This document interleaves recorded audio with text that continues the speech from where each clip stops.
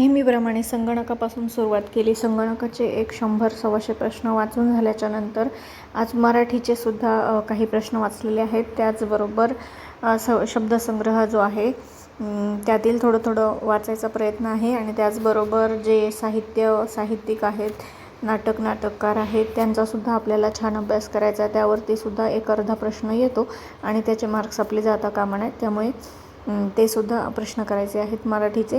बाकी व्याकरण बऱ्यापैकी प्रश्न बरोबर येतात, त्यामुळे बाकीचं करण्याची गरज नाही आहे.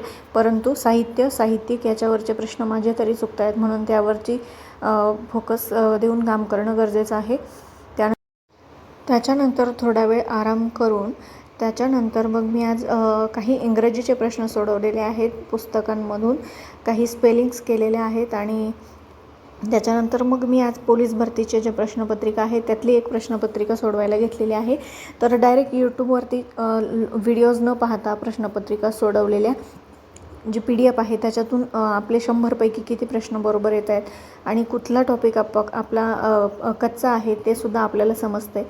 त्यामुळे मी यूट्यूबचे व्हिडिओ न पाहता PDF मधून अगोदर प्रश्न सोडवत आहे आणि त्यानंतर मग जे काही आपले प्रश्न चुकलेले असतील ते क्रॉस चेक करण्यासाठी मग यूट्यूबवरून एखादा व्हिडिओ प्रश्नपत्रिका सोडवलेला पाहायचा. अशा पद्धतीने काम केलं तर आपल्यालासुद्धा आपली तयारी कुठपर्यंत आहे ते समजतं. तर हे पाहू शकता, मी इंग्लिशचे जे काही प्रश्न आज केले होते थोडेफार त्यामध्ये सिनोनिम्स, अँटोनिम असतील, त्याबरोबर स्पेलिंग्स असतील आणि वन वर्ड सबस्टिट्यूशनसुद्धा असतील आणि हे जे आहे ते पोलीस भरतीचे प्रश्नपत्रिका सोडवलेली पाहू शकता इथे. तर अशा एकंदरीत तुम्हीसुद्धा करू शकता की ज्या पोलीस भरतीच्या जेवढ्या काही प्रश्नपत्रिका आहेत त्यातून अशी तयारी तुम्हीसुद्धा करू शकता, जी आपल्याला हायकोर्ट भरतीसाठी निश्चितच उपयोगी ठरेल.